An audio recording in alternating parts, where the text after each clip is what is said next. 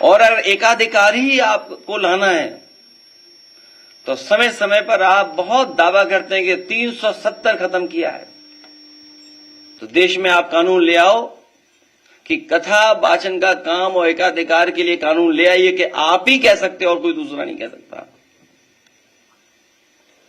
अगर पीडीएस समाज से इन लोगों को इतना ही परहेज है तो घोषित कर दें कि परंपरागत रूप से कथा कहने वाले वर्चस्ववादी पीडीएस समाज द्वारा दिया गया चढ़ावा,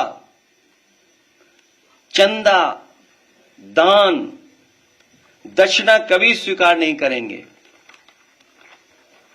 प्रभुत्ववादी और वर्चस्ववादी समय समय पर कभी घर को गंगा जल से तो कभी मंदिर को धुलवाकर पीड़ित समाज का मानसिक उत्पीड़न व अपमान करते हैं और अब तो सिर तक मुड़वा रहे हैं।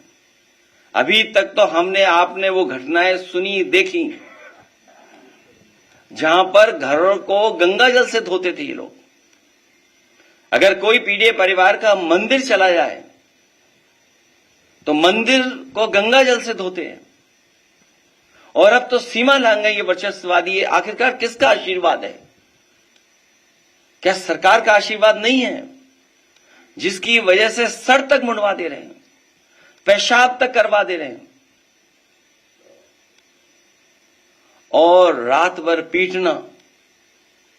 पीटने के साथ साथ उनकी ढोलक छीन लेना, हारमोनियम छीन लेना, दबाव बनाकर के कितने पैसे देना था कथावाचक के लिए, उसमें जो खर्चा हुआ वो खर्चा नहीं दोगे तो रात भर पिटोगे, अगर पैसा दे दोगे तो बचोगे। आखिरकार ये वर्चस्ववादी और प्रभुत्ववादी लोग इतनी ताकत कहां से पा रहे हैं? भाजपा राज में पीड़ित समाज को हे दृष्टि से देखा जाता है।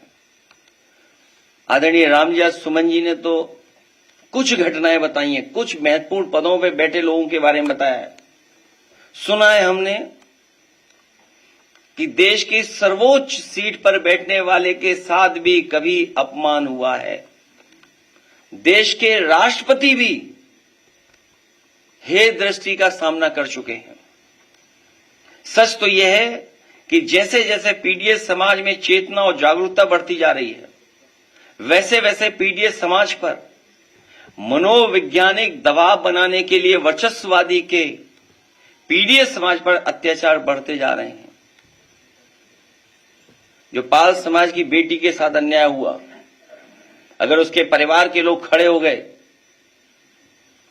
तो उसके पिता पे भी मुकदमे लगाकर जेल भेज दिया, इनाम भी घोषित कर दिया।